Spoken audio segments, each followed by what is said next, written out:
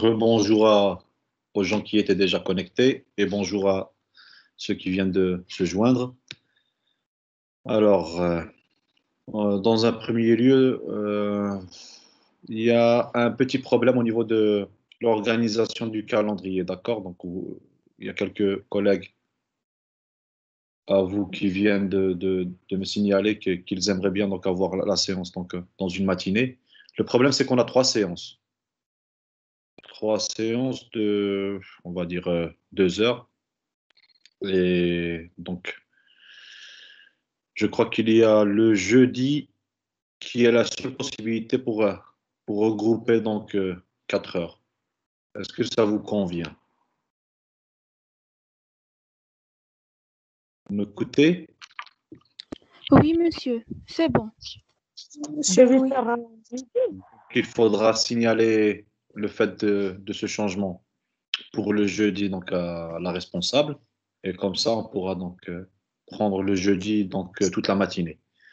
Un autre problème donc, qui m'a été signalé, c'est que le vendredi, il y a quelques étudiants qui ont un TP l'après-midi. Oui. Et si on perd donc la séance du vendredi cette semaine, ça veut dire qu'on sera en retard. J'aimerais bien donc le samedi effectuer donc cette séance. Est-ce que c'est possible de l'effectuer l'après-midi du samedi? Est-ce que vous êtes libre? Donc la matinée, vous avez un cours avec Madame Leboudi, génie chimique, je crois, génie des procédés. Est-ce que c'est possible d'effectuer la séance le samedi après-midi?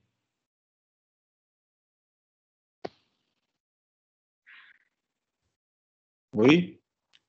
Comme ça, les gens qui ont un TP le vendredi, ils peuvent aller au TP, donc normalement. D'accord, monsieur. D'accord. Donc cette semaine, on va donc avoir une séance le samedi après-midi, on va dire, je ne sais pas, 14h30 ou bien 15h. D'accord. Je vais vous envoyer un message sur vos courriers électroniques. Et la semaine prochaine, on aura une séance le mercredi de 10h30 à 12h30. Et les deux séances donc, qu'on avait seront le jeudi de 8h30 jusqu'à 12h30. Ça vous va? Monsieur, on a un problème. Monsieur, on a un problème juste dans la séance de mercredi. Puisqu'on a un cours en présentiel dans la fac, on peut pas arriver à la maison pendant 30 minutes à faire un autre cours à Oui, distance. je comprends ces problèmes, d'accord. Donc, qu'est-ce qu'on peut faire? Si c'est possible de faire la séance de mercredi dans le jeudi matin, et pour la séance de vendredi, on n'a pas un problème. On a une seule séance. Ça, c'est une solution, mais à condition que les 2 prochaines semaines, parce qu'il y a des gens qui ont des TP, donc on fera la séance du vendredi les samedis après-midi. Donc 2 séances, monsieur. d'accord? Donc, D'accord. je vais le noter. Donc, on va regrouper les 2 séances mercredi et jeudi, la matinée du jeudi. D'accord. D'accord? Monsieur, Oui. monsieur, ou bien de faire la séance de vendredi de 14h à 16h dans le mardi. On a déjà un cours distanciel. Comme ça, on a des cours distanciels de 8h à 12h. Le mardi, je crois que ça ne me va pas parce que j'ai un TD. C'est pour ça que j'ai demandé à Madame Abdouahdi de changer donc, la séance du mardi. J'avais déjà une séance le mardi, mais j'étais déjà pris par un TD. D'accord. Elle était prise, c'est cette séance. Donc, je ne peux pas. D'accord. Donc, une des solutions, bon, c'est un cours en fin de compte donc, qui est très court. D'accord. Donc, court, ça veut dire pas trop long. Dans l'opposé de long. Donc, ça va nous prendre seulement 3 semaines de cours, puisque à raison de 3 séances par semaine, donc 2 heures, 2 heures, 2 heures, 6 heures. Donc, on va le terminer en 3 semaines. D'accord. Alors, il vaut mieux donc laisser comme on vient de dire. Jeudi matin, de 8h30 à 6h30. Et l'autre séance, on a dit que ça sera les deux samedis. Donc ce samedi et celui prochain, ça sera après-midi.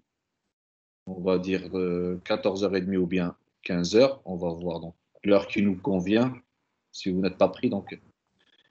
Et la dernière séance sera un vendredi, donc normal à 14h30 jusqu'à 16h30. D'accord? D'accord, monsieur. C'est mieux comme ça. Très bien. Donc on peut attaquer le cours maintenant. Une chose avant de commencer le cours, on devrait donc aviser Madame Abdelouahdi pour qu'elle ne remplisse pas donc la séance du jeudi matin. D'accord? Vous devriez lui envoyer un email et moi aussi je vais lui envoyer un petit message pour lui confirmer qu'on s'est mis d'accord. D'accord? Est-ce que vous voyez ma présentation? Tout le monde? Oui, monsieur. Oui, monsieur. Donc, le cours est intitulé corrosion à haute température ou bien on peut dire aussi corrosion sèche. D'accord? Donc, déjà, vous me connaissez, je suis le professeur Mohamed Akhlalouche. Je vous laisse encore une fois donc, mon courrier électronique. Si vous voulez donc poser des questions, vous avez des doutes, des commentaires, vous pouvez toujours me les envoyer sur ma boîte email. D'accord? Alors, donc le module, c'est corrosion et protection des matériaux, pour que vous le sachiez. D'accord? Divisé en deux parties. Une partie, un élément de module qui est corrosion à haute température, qui est ce cours. On vient de le dire, donc le cours, il sera complètement à distance. Et une autre partie, ou bien l'élément de module, qui est donc majoritaire, c'est la corrosion humide, avec Madame la professeure Khalil. Alors, j'ai mis 20%, 80% pour les deux éléments de module. C'est entre 20 et 25% pour moi et entre 75 et 80% pour Madame Khalil. La partie corrosion humide, c'est une partie qui sera une continuation du cours que vous aviez déjà eu en première année, si vous vous rappelez bien. On avait bien entamé donc, la partie corrosion. Vous aviez même un TP de potentiel pH, si vous vous en rappelez bien, de la corrosion, bien, non seulement la corrosion, mais la zone de protection, la zone de passivation, corrosion du fer, etc., que vous aviez effectué avec moi. Et bien sûr, tout ce qui est courbe de Tafel, détermination du potentiel de corrosion, etc., ça sera avec Madame Khalil. D'accord? C'est la corrosion humide. Dans ce cas, maintenant, vous allez donc étudier avec moi la corrosion à haute température. La corrosion à haute température, c'est le même principe, mais ici, il n'y a pas présence d'humidité. D'accord? Donc, c'est un petit peu différent, mais c'est le même principe à la fin, c'est électrochimie et oxydoréduction.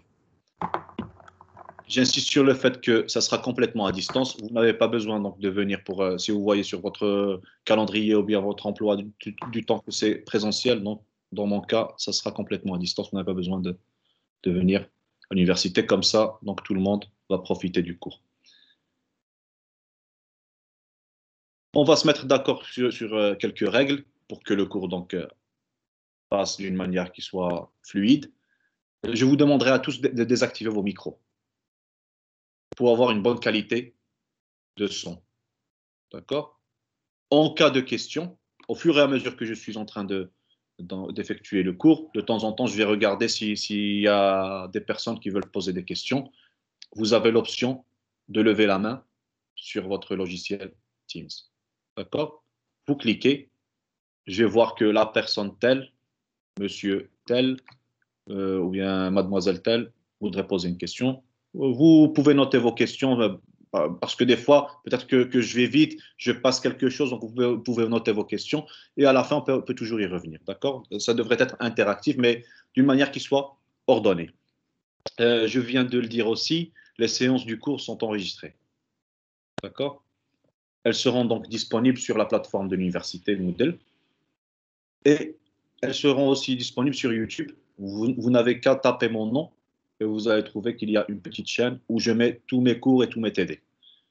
Depuis que la pandémie a commencé, je suis en train de mettre mes cours pour les gens qui n'ont pas accès à travers Moodle. Donc, je vous recommande vivement d'activer vos comptes, bien sûr, d'université pour que vous accédiez à toutes les informations qu'il y a sur donc, la plateforme de l'université. Mais si vous n'êtes pas, vous n'êtes pas dans ce cas, vous pouvez toujours aller sur YouTube et retrouver donc, votre cours ou bien votre TD.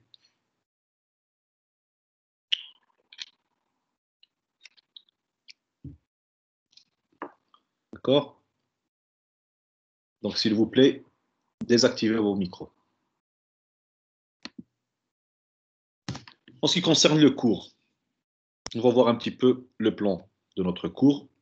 Je vais commencer aujourd'hui par une séance un petit peu courte, par une introduction de ce qui est corrosion et corrosion à haute température. Donc, un petit peu le concept, le principe, le pourquoi étudier ce domaine-là de la science.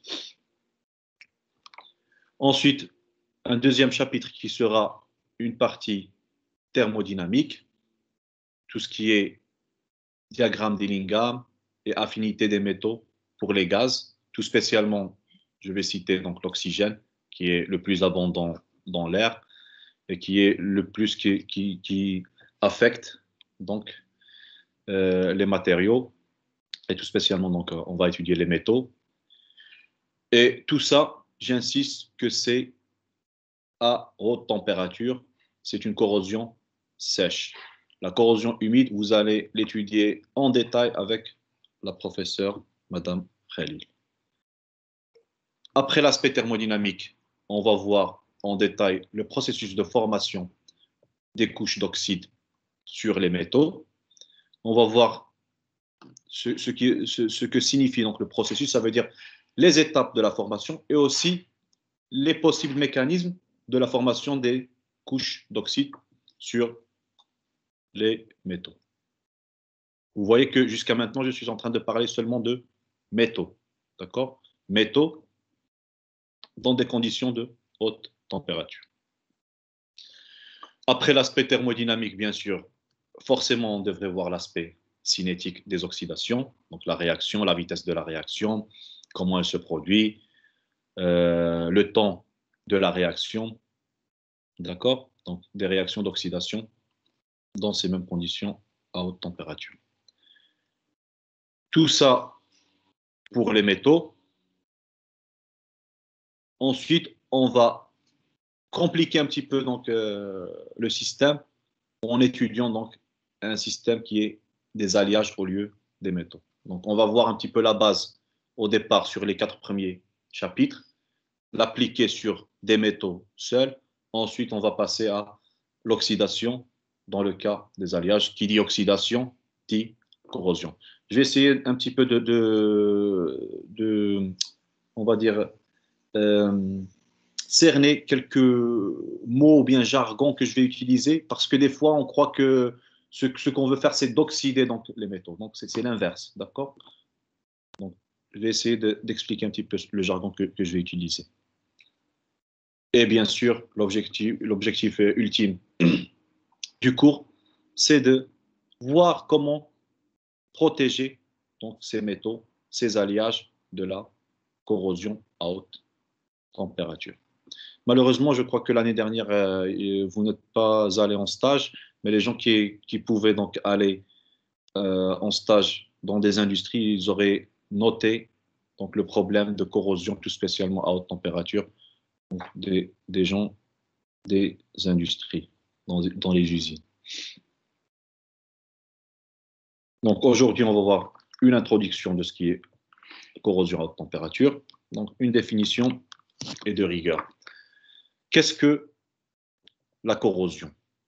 On avait vu déjà, il y a 2 ans, que la corrosion est le résultat de l'action d'une substance ou d'un milieu dit corrosif sur un matériau. Donc, cette action se manifeste en général sous forme d'une réaction d'oxydation. Qui dit réaction d'oxydation veut dire aussi qu'il y aura une réaction de réduction d'une autre espèce. D'accord? L'oxydation sera l'oxydation du matériau qu'on est en train d'étudier ou bien d'utiliser. Cette oxydation, elle altère le matériau par transformation chimique ou bien physico-chimique. Donc on est toujours, même si on est sur la corrosion à haute température, on est toujours sur des réactions d'oxydoréduction et des réactions électrochimiques. En effet, elle représente la tendance donc des métaux et des alliages à revenir à leur état d'origine de minerai. Donc vous savez que dans les mines, quand on fait une extraction donc, de minerais, les minerais, en général, ce sont soit des oxydes, soit des sulfures, soit des carbonates. Donc ce ne sont pas des métaux qui sont purs. Ils ont besoin de passer par un procédé chimique qui va permettre à la fin d'extraire seulement le métal donc, qui est ciblé. D'accord? Donc, en origine, les minerais sont sous forme soit d'oxyde, sulfure, carbonate, etc. Mais le fait d'extraire donc ces métaux, normalement, ils ne sont pas stables. Ils aimeraient toujours revenir à leur état d'origine, leur état stable, qui est un état un état, on va dire, oxydé, d'accord? Que ce soit sous forme d'oxyde ou bien sulfure, d'accord? Donc, on ne va pas dire seulement sous forme de métal et oxygène, mais aussi peut-être sous forme de sulfate, de nitrate, etc. Donc, ils vont toujours essayer de revenir à leur état d'origine, qui est l'état de minerai. Un exemple donc, que je présente ici, c'est la rouille que nous connaissons tous. La rouille, elle est causée par quoi? Par l'exposition du fer à l'air, mais dans ce cas, l'air qui est humide. Si vous vous rappelez bien le TP que vous aviez effectué, c'était le suivi du potentiel des couples redox du fer, que ce soit Fe3+, Fe2+, Fe2+, Fe. Vous aviez suivi, donc, en fonction du pH, comment va réagir le fer. D'accord? Vous avez vu que vous pouviez donc former soit des hydroxydes de fer, soit avoir une région où le fer il est donc on va dire sauf, où rien ne se passe. Vous avez une région où vous avez FeOH2, vous avez une région où vous avez FeOH3. Donc dans ce cas, le FeOH3 donc continue à réagir jusqu'à donner donc Fe2O3 dans ce cas, qui est donc la rouille que nous connaissons tous. La question qui se pose, c'est pourquoi on s'intéresse à la corrosion. Et quand on dit pourquoi on s'intéresse à un domaine, généralement, la première réponse qui existe, c'est un problème qui est économique, financier. D'accord? En 2019, la dégradation des matériaux sous l'effet de la corrosion a coûté dans le monde plus de 2500 milliards de dollars. Donc, vous voyez que l'enjeu économique, il est très grand. C'est un domaine qui est très important, un domaine dans lequel beaucoup de gens investissent pour diminuer donc les pertes causées par la corrosion. On vient de dire que c'est un phénomène qui est naturel. C'est une réaction qui est spontanée. Si vous avez un métal, il va essayer spontanément de revenir à son état d'origine. Ça veut dire qu'il n'est pas, si on le laisse, il ne sera pas contrôlé. On a besoin de le contrôler. On a besoin d'investir pour le contrôler, que ce soit par des peintures, par exemple, dans le cas de la corrosion humide. Donc, si on revient à la coque ici du navire, il suffisait de mettre de la peinture pour éviter, bien sûr, cette corrosion qui a apparu donc, sur la coque du navire ici. Donc, on doit investir pour diminuer donc, les pertes causées par la corrosion. Les pertes, que ce soit pour la corrosion humide ou bien pour la corrosion à haute température. Pour vous montrer un petit peu l'importance de ce domaine donc, de corrosion, l'importance d'essayer de résoudre le problème de la corrosion, vous voyez que le 24 avril a été déclaré comme journée mondiale de la corrosion. Donc, pour consciencer, on va dire, les gens à propos du problème de la corrosion, pour que les gens voient ou bien rendre visible le problème de la corrosion qui existe. Donc ce jour, le 24 avril, a été déclaré par l'Organisation mondiale de la corrosion, donc la WCO. Avant de continuer, je vais voir s'il y a quelqu'un qui a levé la main pour les questions. Donc, je crois que pour l'instant, tout est clair. Je peux continuer. À part, pardon, à part donc l'enjeu économique, donc le coût exorbitant qu'on vient de voir, il y a d'autres problèmes majeurs qui sont donc liés à la corrosion. Un des problèmes, c'est l'atteinte à la fiabilité des installations. Si vous avez des installations, par exemple, que ce soit par exemple le navire qu'on vient de voir, vous imaginez des gens qui se mettent dans un navire où la corrosion peut donc briser des parties de la coque et à la fin donc noyer le navire. Donc le navire n'est plus fiable. Au niveau, on va dire, industrie, vous imaginez des enceintes où vous faisiez des réactions chimiques, où vous avez besoin de produire un certain produit avec des normes bien spécifiques, et vous imaginez que vous avez de la corrosion, vous avez le matériau qui se corrode, qui change, qui se transforme, et qui va donc interagir avec votre produit final. Donc les normes ne seront plus respectées. D'accord? Donc il y a une atteinte réelle donc, au niveau de la fiabilité des installations. Aussi, il y a des menaces de sécurité, d'accord, que ce soit des biens ou bien des personnes, d'accord. Donc, une menace de sécurité, ça veut dire que vous pouvez avoir, par exemple, des accidents à cause d'une fuite, d'accord, des gens qui peuvent donc être contaminés, voire que l'installation peut exploser ou bien tomber en ruine.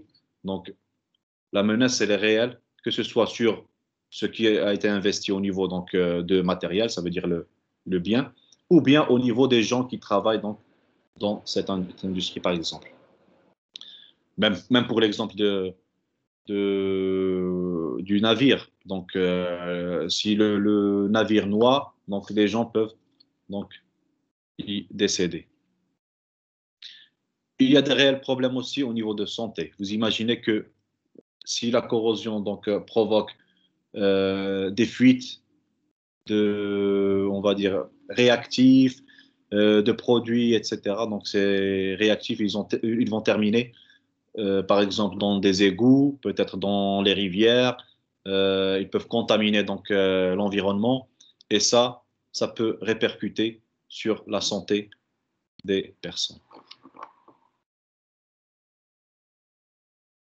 Vous voyez que l'enjeu, il est très, très important au niveau de la corrosion.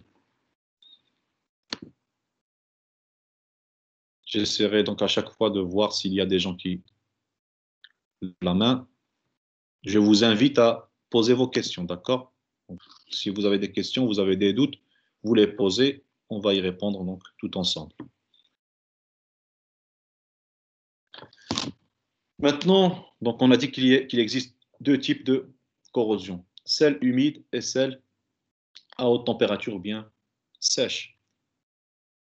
La corrosion à haute température, c'est quand un métal est exposé donc à l'effet d'un gaz oxydant.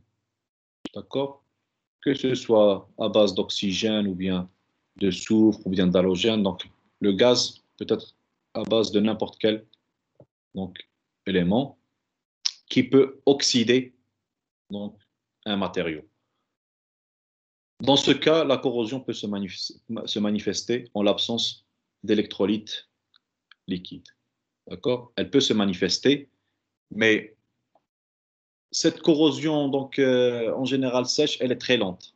Elle a besoin d'un facteur de plus qui va permettre donc de l'accélérer. On va voir ça par la suite dans la partie cinétique.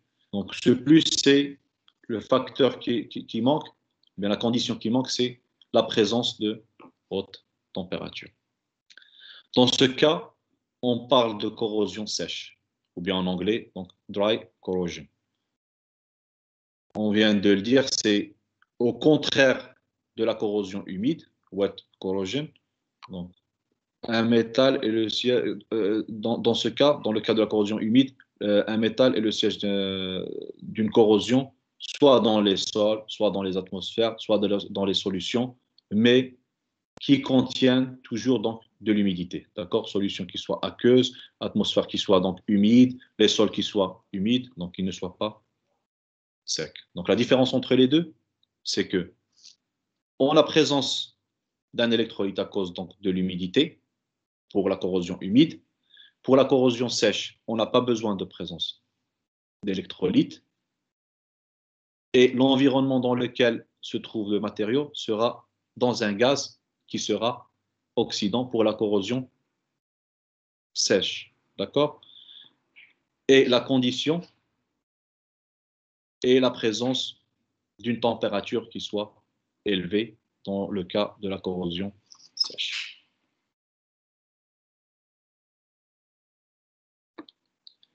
Donc, en corrosion sèche, un film est constitué des produits de la réaction. Ça va être des oxydes ou bien des sulfures ou bien des carbonates ou bien des halogénures. Et il se développe donc à la surface d'un métal.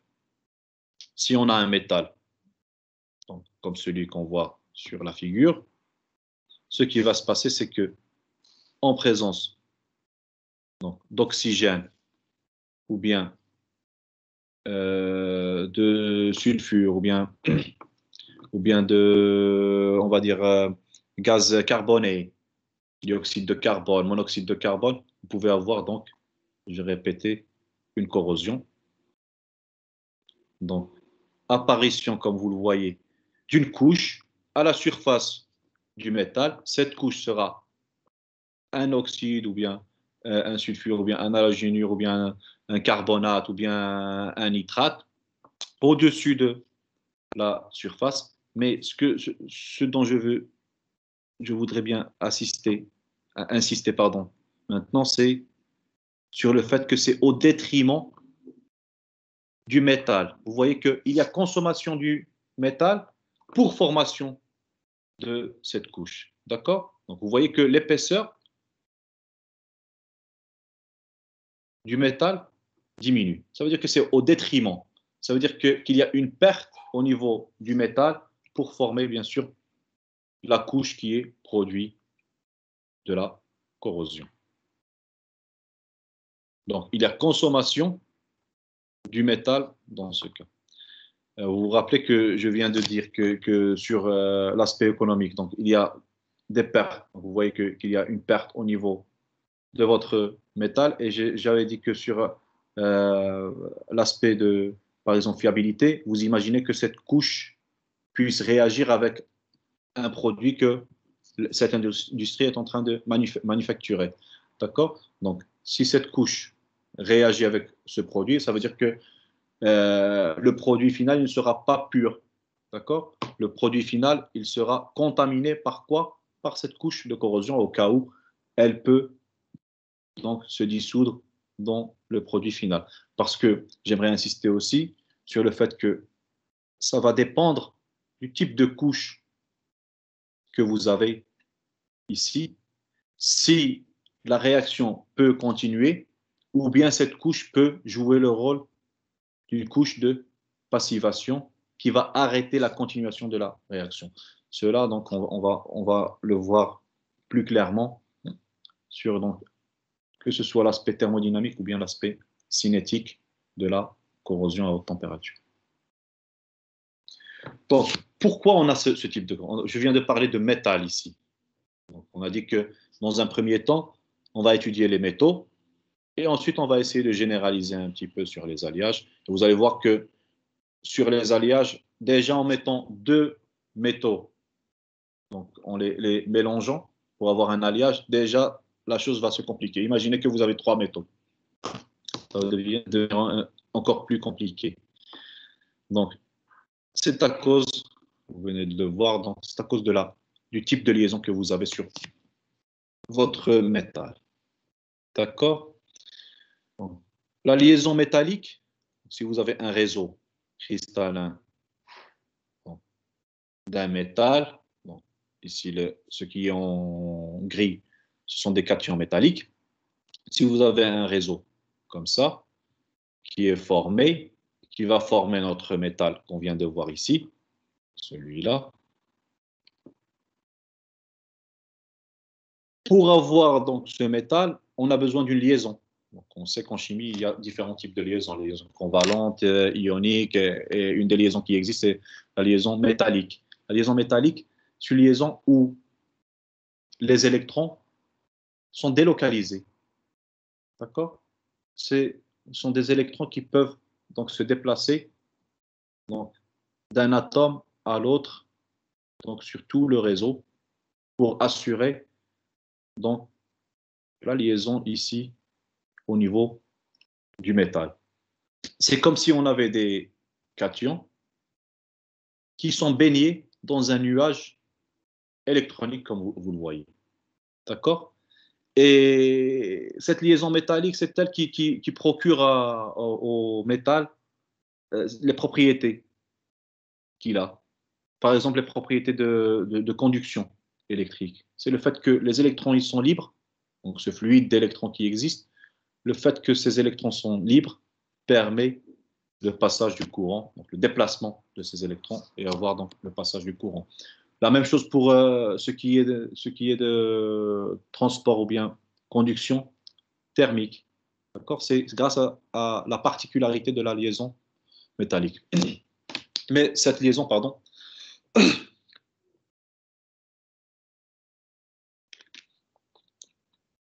cette liaison aussi, donc, l'un de ces inconvénients dans ce cas, dans le cas de la corrosion, c'est que le fait que ces électrons sont relativement libres, peuvent réagir avec l'atmosphère dans laquelle on est.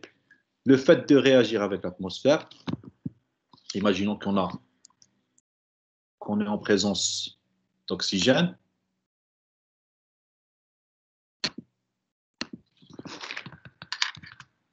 Si on a O2 dans l'atmosphère, bien sûr dans certaines conditions, j'insiste sur le fait que on a besoin par exemple de la température pour forcer donc cette réaction. Donc on a, je vais revenir sur le mot forcer, pourquoi j'ai dit forcer. Dans l'oxygène, imaginez que, ou bien supposer que un électron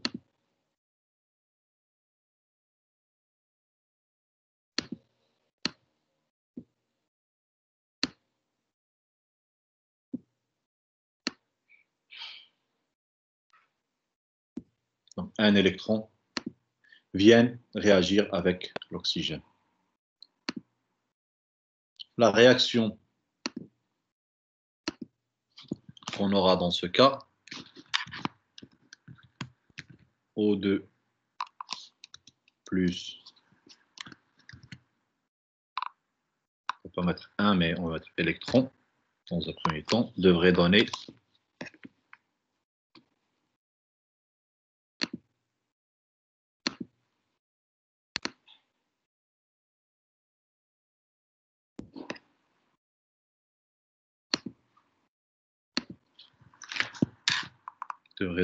O2 moins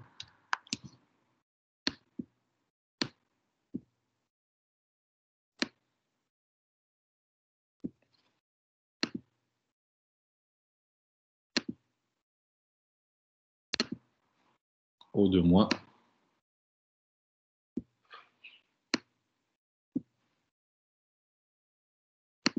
et ensuite on peut équilibrer, donc on a deux oxygènes dans ce cas, on a 4 électrons et la réaction qu'on a, ce sera cette réaction qui n'est autre qu'une réaction de réduction.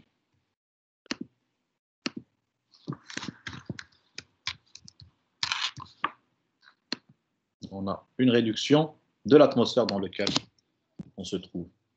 En même temps, donc, si on a perdu des électrons au niveau du métal, ça veut dire que forcément on aura une autre réaction qui sera une réaction d'oxydation. C'est-à-dire que le métal qui était M va donner naissance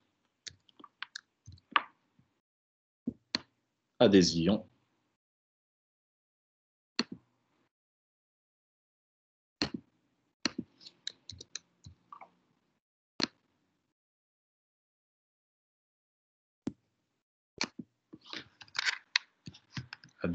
Mn. Le métal quelconque, ça veut dire qu'il peut s'oxyder à n'importe quel état d'oxydation, que ce soit 1, 2, 3, 4, 5, 6, ce que vous voulez. Et N électrons, et c'est une réaction d'oxydation.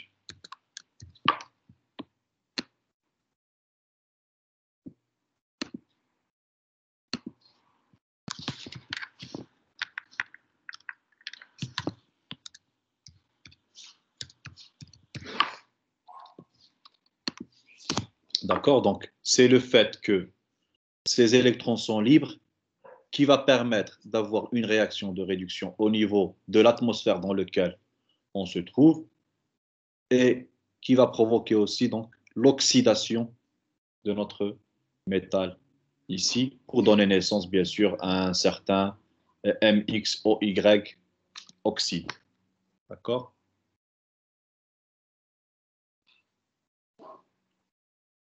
Je viens de dire donc un des mots que je viens d'utiliser, c'est forcer donc la réaction. Quand je dis forcer, ça ne veut pas dire que je veux avoir cette réaction. Non, c'est parce que c'est une réaction qui est naturelle, spontanée. Notre objectif, c'est de maintenir le métal comme ça, comme il est, sans avoir ces réactions. D'accord? Mais naturellement, spontanément, ce que va vouloir faire donc ce métal, c'est de revenir à son état naturel, son état d'origine, de minerai, qui sera un état, on va dire, oxydé sous forme de sulfate ou bien de carbonate ou bien d'oxyde. D'accord? Donc faites attention au jargon que j'utilise. Quand je dis que on aura oxydation, ça ne veut pas dire que je cherche à avoir l'oxydation. C'est parce que les conditions favorisent l'oxydation. Et l'objectif ultime du cours, c'est de protéger. Ça veut dire que éviter ces conditions qui favorisent, par exemple, l'oxydation.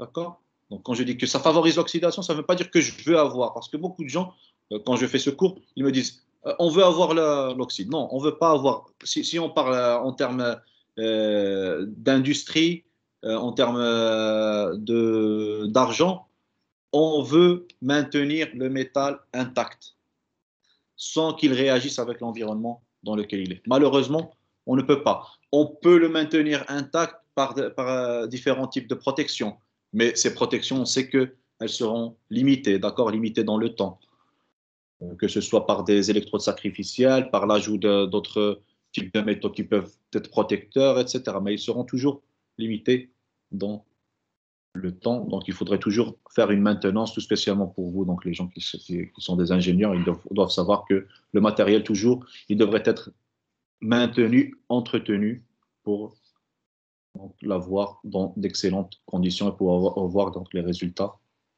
donc, espérés. Je vais voir s'il y a des questions avant de continuer. Oui. Pas de questions pour l'instant? Ça va? Vous pouvez me répondre, hein. Vous pouvez désactiver le micro et me répondre. Ça va pour l'instant? Oui, ça va. C'est clair? Oui, monsieur. Très bien. Oui. Alors, pardon, je vais toujours activer donc mon écran pour que je puisse continuer. Très bien. Alors, comment on peut avoir, donc, grosso modo, pour l'instant, comment on peut avoir cette oxydation. On vient de dire ici que ça, c'est le déclenchement, plus ou moins, des réactions, mais on devrait avoir donc une continuation de la réaction pour avoir, en principe, une couche réelle qui se forme. C'est grâce à la diffusion dans ce cas. La diffusion, elle peut être soit donc, du métal, du cation métallique, à travers la couche vers l'extérieur pour rencontrer l'atmosphère dans laquelle on se trouve, soit par diffusion de l'atmosphère, des ions de l'atmosphère qui se sont formés vers l'intérieur. D'accord? Donc il y a deux façons de faire. On va voir par la suite donc, quelle est la façon la plus favorable et pourquoi. Et je crois que déjà vous aurez une idée qu'une des deux est plus favorable que l'autre. Et j'espère que vous connaissez déjà la réponse. Sinon, donc, quand on va y arriver, on va le citer.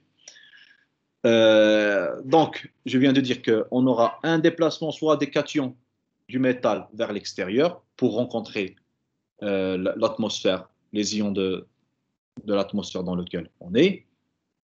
Donc, soit un déplacement des cations du métal vers l'interface film de corrosion atmosphère, soit le déplacement donc, des ions formés de l'atmosphère vers l'intérieur pour continuer la réaction, pour donc rencontrer l'ion métallique à l'intérieur, à l'interface du métal et film de corrosion.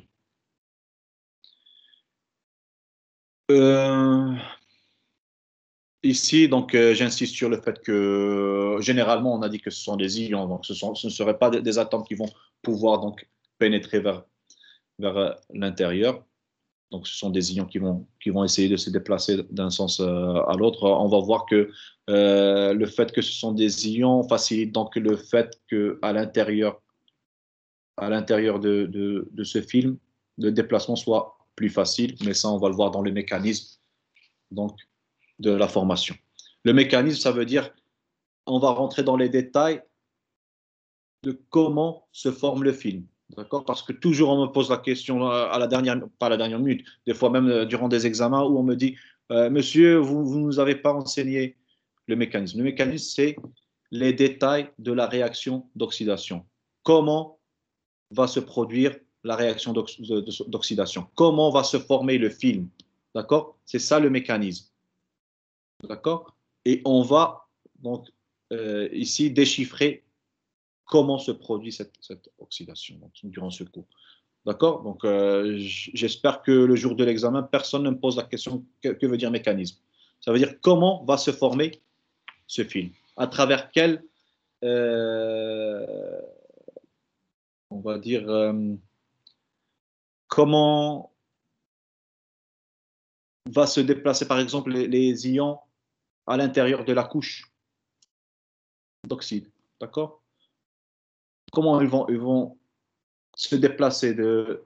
Je ne sais pas pourquoi le curseur ne s'active pas rapidement. Donc, comment ces ions vont pouvoir traverser toute cette couche et arriver jusqu'à cette atmosphère. D'accord? Travers quoi?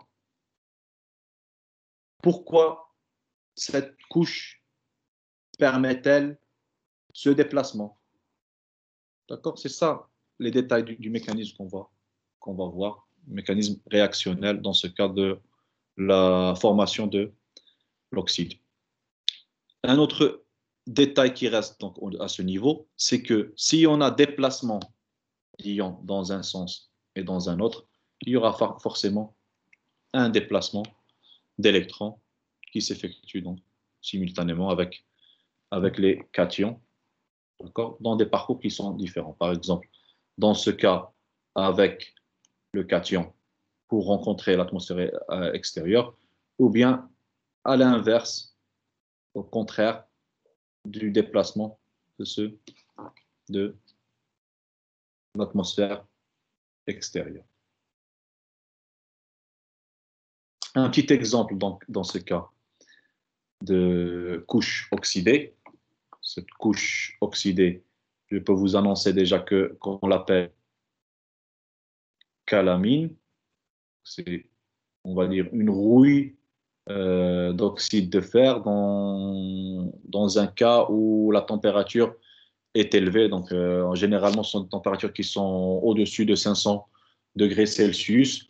Et dans ce cas, le fer, ici, s'est oxydé en oxyde de fer, qui peut être de différents types. D'accord? Ce n'est pas obligatoire d'avoir un seul type d'oxyde. On va voir par la suite la différence entre celui qui est dans la couche qui est interne et la différence avec celle qui est tout externe et pourquoi il y a cette différence, et cela à travers donc le diagramme d'Illingham. Mais pour l'instant, vous pouvez voir un exemple concret où vous avez une pièce donc, métallique, en ce sens, et où vous avez une oxydation de cette pièce en fer, en oxyde de fer, qui peut être ce type donc qu'on appelle boustite, ou bien la magnétite, ou bien la hématite. D'accord? Vous voyez que vous avez cette partie qui est en gris, on va dire foncé, c'est FeO. Cette partie, donc, dans un gris qui est intermédiaire entre le clair et celui qui est foncé, vous avez la magnétite. Et le troisième, Fe2O3, l'hématite, qui est ici en gris clair. Et vous voyez que c'est une couche d'oxydation à des températures au-dessus de 500 degrés Celsius. Ce type d'oxydation, on peut le rencontrer par exemple des fois, même dans les moteurs des voitures.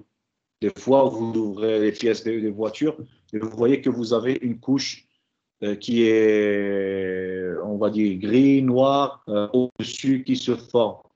Ça, c'est une couche d'oxydation. Ça ne veut pas dire que il y a des gens qui disent que c'est la fumée qui se dépose à l'intérieur. Non, c'est une oxydation de la pièce de la voiture. Donc, avec le vieillissement, bien sûr, les voitures se trouvent dans beaucoup de problèmes à cause de la corrosion. Je vais essayer de vérifier s'il y a quelqu'un qui a posé une question. Non. Donc, c'est clair. Je continue.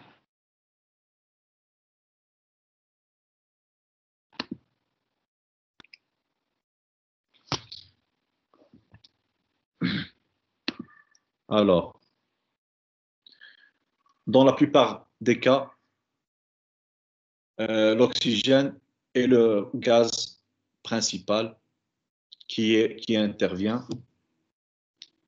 Je viens de voir un message qui dit que la connexion est mauvaise. Est-ce que vous m'entendez? Vous continuez à m'entendre, pardon? Oui, monsieur. Oui, monsieur. Parce que je viens d'avoir un message qui disait que c'est comme si j'étais déconnecté. Très bien. Donc, dans la plupart des cas, l'oxygène est le gaz réactif principal. Parce que l'oxygène, c'est le plus abondant comme gaz dans l'atmosphère. Donc, en général, c'est le gaz réactif principal. Que ce soit dans le cas de la corrosion humide ou bien dans le cas de la corrosion à haute température. Dans ce cas, les produits de la réaction, ce sont des composés qu'on dit oxydés. On vient de voir un exemple déjà de corrosion à haute température, la rouille noire du fer ou bien ce qu'on appelle la calamine, où on avait vu qu'on a différents types, l'hématite, magnétite, woostite, qui se forment à la surface du fer à des températures qui sont élevées. Et ce sont, encore une fois, des oxydes, donc des oxydes de fer dans ce cas. Vous allez voir que principalement, on va s'intéresser à ce qui est oxydation dans l'oxygène, plus que d'autres gaz. Mais ce qui est valable pour l'oxygène sera valable pour les autres gaz. Mais on va insister sur l'oxygène parce que c'est le gaz qui est le plus abondant dans l'atmosphère. Les autres possibles réactions de corrosion sèche concernent des atmosphères qui peuvent être sulfureuses, oxydantes, réductrices, halogénées, ou bien plus complexes, des atmosphères de combustion, par exemple, on a des dioxydes de carbone, monoxyde de carbone, peut-être aussi de nitrates qui peuvent aussi attaquer donc, les métaux, que ce soit NO2 ou bien NO, ou bien n'importe quel type de nitrate NOx. Dans tous les cas, une réaction de corrosion sèche, et j'insiste sur ça pour que vous vous rappeliez, met en jeu des températures élevées. Ça ne veut pas dire que la corrosion sèche n'existe pas donc à des températures plus basses. Bien sûr, pour avoir une corrosion sèche, au minimum, on a besoin d'une température au-dessus de 100 degrés Celsius, parce qu'on a besoin que l'humidité ne soit pas présente. D'accord? Donc, ça veut dire que minimum 100 degrés. Je ne peux pas dire qu'on a une corrosion sèche à 25 degrés. D'accord? À 100 degrés, par exemple. Ça ne veut pas dire qu'à 100 degrés, la réaction n'existe pas. Mais ça veut dire que la réaction peut être très lente. D'accord? Donc, elle ne peut pas être aperçue d'une manière claire, donc à l'œil nu, quand ce sont des températures qui sont basses. D'accord? 100 degrés et plus. D'accord? Donc, il est très important pour avoir une réaction claire et nette de corrosion sèche que les températures soient très élevées. J'insiste encore une fois quand je dis que pour avoir une réaction de corrosion sèche, ça ne veut pas dire que j'aimerais avoir cette corrosion sèche. Ça veut dire que les conditions sont propices pour avoir cette corrosion. Parce que pour produire, par exemple, une pièce dans une fonderie, j'ai besoin de telle température, 500, 600 degrés, 1000 degrés, pour préparer cette pièce. Donc, je suis forcé d'utiliser cette température, et cette température va affecter donc d'autres parties de mon procédé. Je peux citer par exemple les fours. Les fours, ils devraient être donc construits avec des céramiques spéciales qui peuvent donc résister à cette température et ne pas permettre que cette température donc se déplace ou bien se transfère aux pièces qui sont par exemple métalliques, parce que tout le four va être endommagé à cause de la température qu'il génère, d'accord, à cause des résistances qui génèrent cette température. Alors, l'idée, c'est que puisque je suis obligé d'avoir des températures qui sont élevées, comment faire pour éviter que j'endommage donc mon matériel que j'utilise pour faire ma production, d'accord? Donc la corrosion, elle va se produire dans certaines conditions de température élevée. L'objectif ultime, c'est de l'éviter d'une manière ou d'une autre en protégeant donc ces métaux qu'on utilise. Je vais insister encore une fois, donc, dans le cadre de ce cours, seule l'oxydation à haute température sera abordée.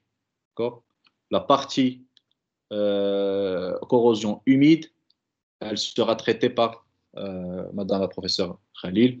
Vous avez déjà quelques notions au sujet, d'après le cours que vous aviez eu avec moi en première année, vous avez quelques notions sur la corrosion humide, et Madame Khalil donc, va continuer sur cette partie et essayer de vous expliquer ce qui se passe. Majoritairement, on étudie la corrosion humide parce que c'est celle qui est la plus perçue, mais dans mon cas, j'aimerais donc attirer l'attention au fait que, puisque vous serez des industriels, vous êtes des ingénieurs, vous êtes donc à quelques mois de terminer votre carrière d'ingénieur et de commencer donc votre carrière professionnelle. J'aimerais bien donc attirer l'attention au fait qu'il y a un autre type de corrosion qui n'est autre que la corrosion à haute température. D'accord? Ça, on l'avait déjà, donc on vient de le traiter. On vient de dire que si on a oxydation, forcément, elle devrait s'accompagner d'une réduction d'une autre espèce. D'accord? J'ai donné l'exemple général avant. Ici, j'ai donné l'exemple général d'un métal. Je ne sais pas pourquoi le curseur il ne fonctionne plus. Donc, vous avez vous avez les deux. Maintenant il fonctionne. Vous avez donc la réaction de ce métal en général, c'est une oxydation, elle devrait être accompagnée d'une réaction de réduction.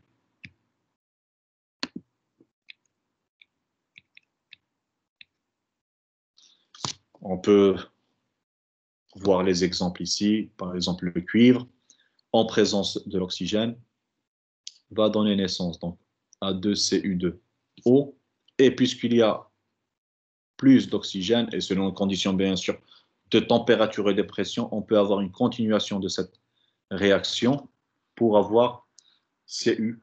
Bon, je peux vous détailler, donc c'est malgré le fait que je sais que vous connaissez déjà les réactions qui peuvent se produire. On a dit qu'on a oxydation du cuivre,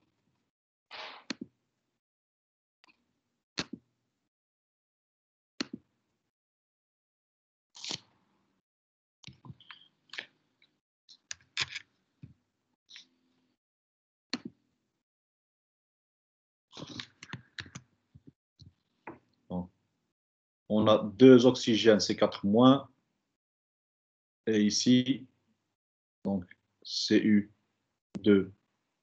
ça veut dire qu'on aura Cu plus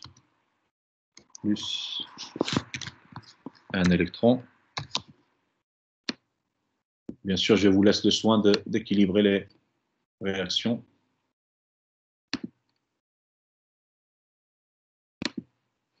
La réaction qui accompagne, bien sûr, c'est O2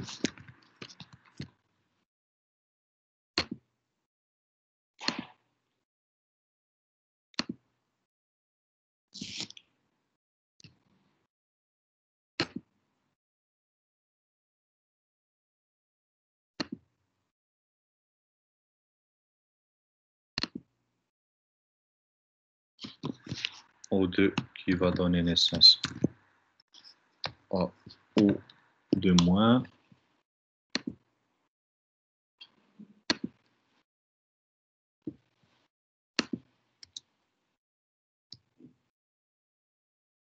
Pardon, plus 2 électrons avant.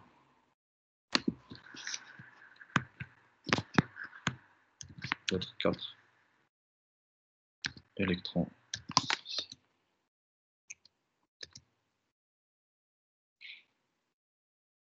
Vous pouvez donc équilibrer ici 2, par exemple, pour avoir donc Cu2O. La réaction va continuer dans ce cas, et Cu2O, l'état d'oxydation du cuivre était Cu+, à la fin, son état d'oxydation va devenir Cu2+. Je peux l'écrire.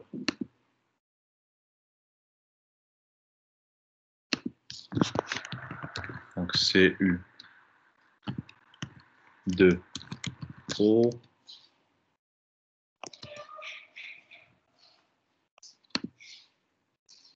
va s'oxyder encore une fois pour donner Cu.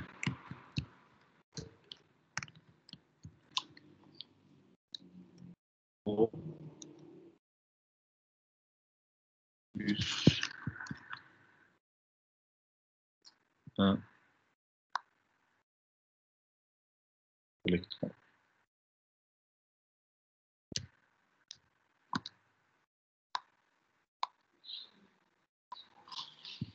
Donc Cu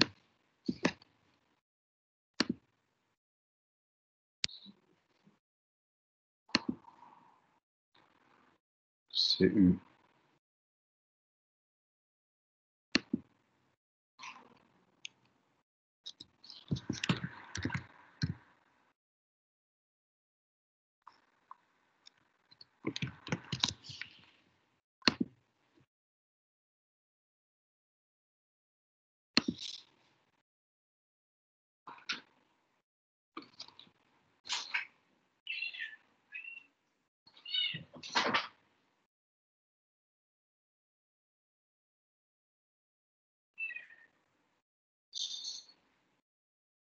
D'accord.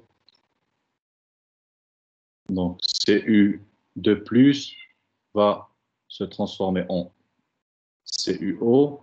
Ça veut dire qu'il a perdu un électron. Donc, c'est cette partie.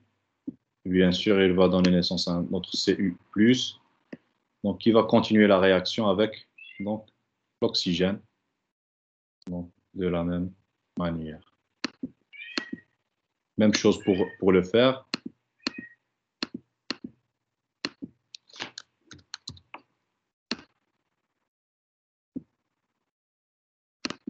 Le fer. On fait ça.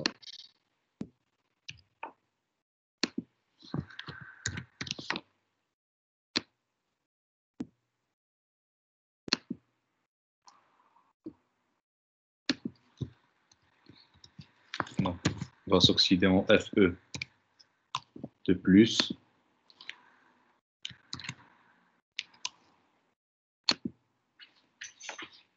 Plus 2 électrons. Et l'oxygène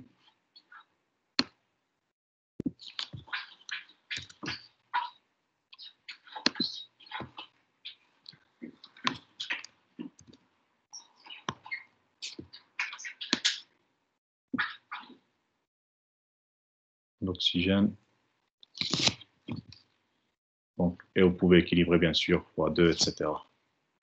D'accord?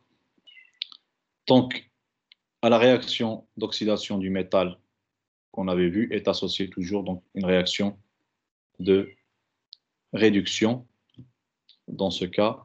Et en général, on a dit qu'on va s'intéresser à l'oxygène, donc ça sera N/2, donc O2 plus N électrons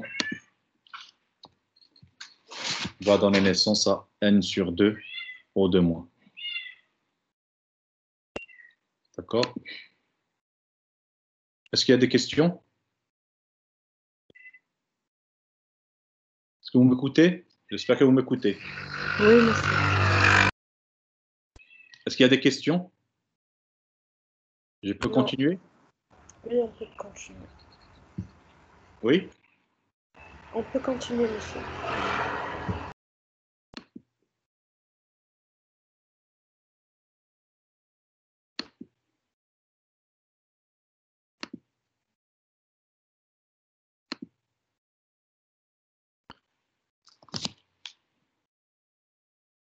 Donc, quelques remarques avant de terminer donc, cette partie. Au cours du processus d'oxydation, on peut faire l'hypothèse d'état transitoire au cours desquels le degré d'oxydation du métal ne correspond pas nécessairement aux valeurs habituelles que peut prendre la valence du métal. Donc ça, c'est une chose dont on avait déjà parlé donc, en S2, donc, quand vous étiez en première année. Vous vous rappelez que je vous avais dit que des fois, quand on a donc un oxyde, par exemple, qui a deux états, qui a un cation avec 2 états d'oxydation, on peut le considérer, par exemple, le fer 2+, fer 3+. On peut le considérer fer 2,5 plus, mais ce n'est pas réel, d'accord? On ne peut pas diviser donc une charge en deux, d'accord? Pour faciliter donc les calculs, pour faciliter la compréhension, par exemple, de ce qui se passe au niveau de la formation de la couche, on peut donc, par abus de langage, formuler des hypothèses qu'on a donc un état intermédiaire, par exemple, de fer 2,5 plus. Mais ce n'est pas réel. Je peux même revenir sur le cas précédent, par exemple. Donc, il y a des gens qui n'aiment pas que la réaction. Oui, pardon. Donc, qui n'aiment pas cette écriture, par exemple. N/2, oxygène. Ils peuvent vous poser la question, comment vous allez prendre l'oxygène et le diviser en deux? D'accord? Donc, c'est pas ici, il y a une faute. Je vais la corriger. Hop. Ce sera N O2-. N/2, ça va donner N O2-. Très bien. Et ici, 2N.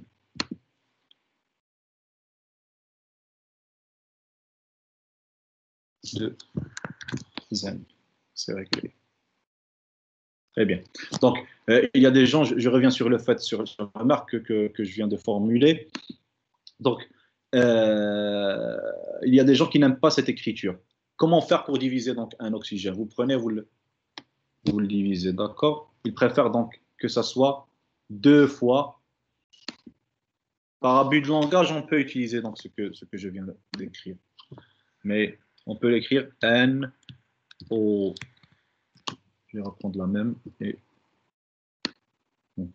le plus correct, ça ne serait pas donc un état comme ça, mais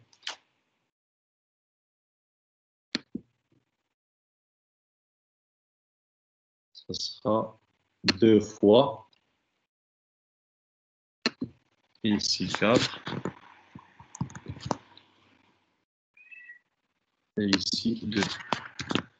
D'accord? Donc le plus correct, c'est ça. Mais pour faciliter les choses, on peut l'écrire de cette manière, donc pour essayer d'expliquer et de faciliter donc nos calculs.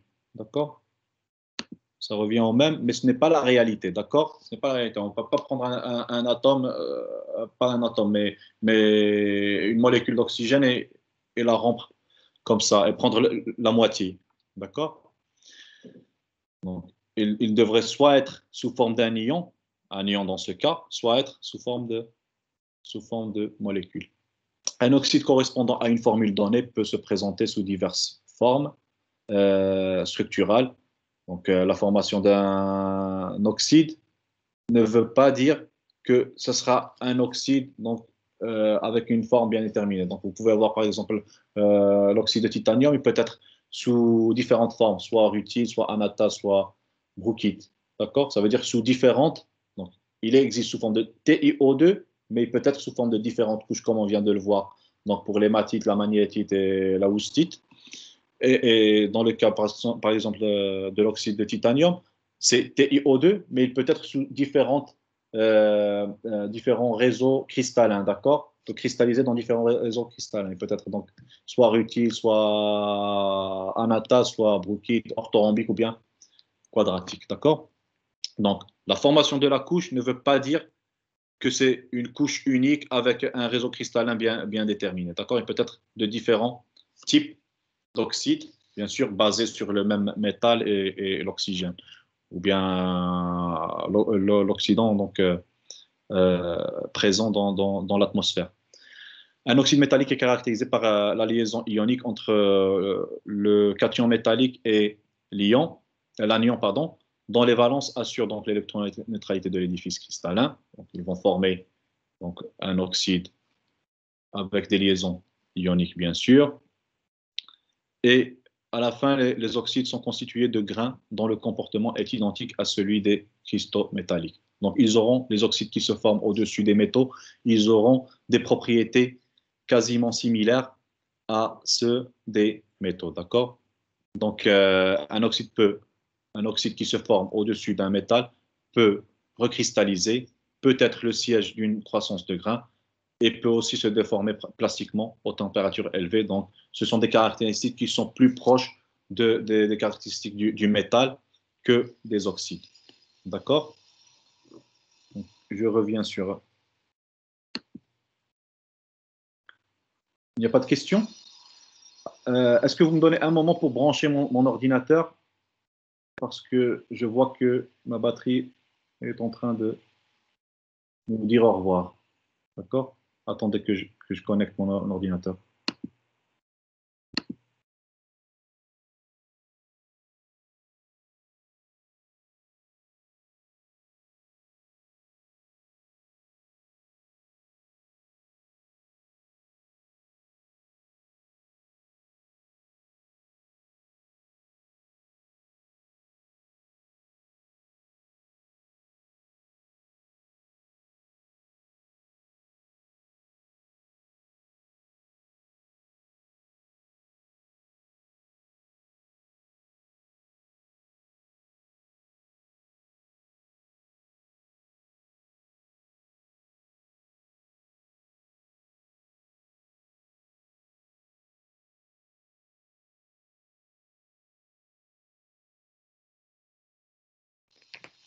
Donc, très bien, c'est branché à la prise. Donc, on peut continuer. Est-ce qu'il y a des questions?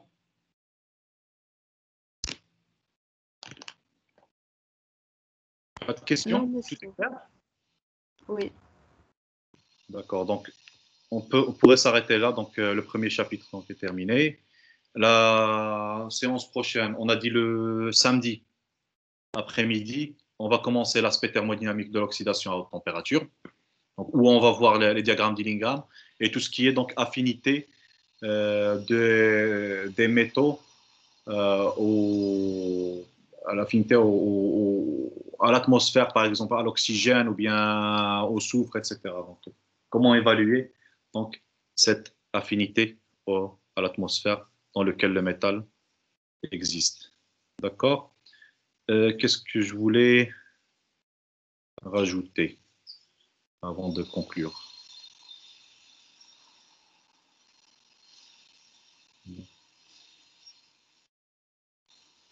Bon, j'avais une idée que je voulais rajouter, mais je ne me rappelle pas, sinon je vais vous envoyer par courrier. Ah, je me rappelle maintenant. Donc, au fur et à mesure qu'on est en train d'effectuer le cours, je vais vous envoyer, donc à chaque fois, je vais partager avec vous le chapitre de la séance qu'on a effectuée. D'accord? Donc, je vais vous donner par pack de chapitres. Ça vous va comme ça? Oui, monsieur. D'accord? Monsieur. Oui. Est-ce qu'il y a des questions avant de conclure cette séance? Donc, je crois que on est à 11h50, donc 1h22 de cours. C'est clair? Vous avez des questions? Des commentaires? Non? Tout est clair? Oui, monsieur, c'est clair. Donc, cette première séance, donc, on a pris contact avec tout ce qui est corrosion à haute température. Dès la séance prochaine, on va rentrer un petit peu dans les détails de ce qui est corrosion à haute température. D'accord? On conclut cette séance. Je vais arrêter l'enregistrement.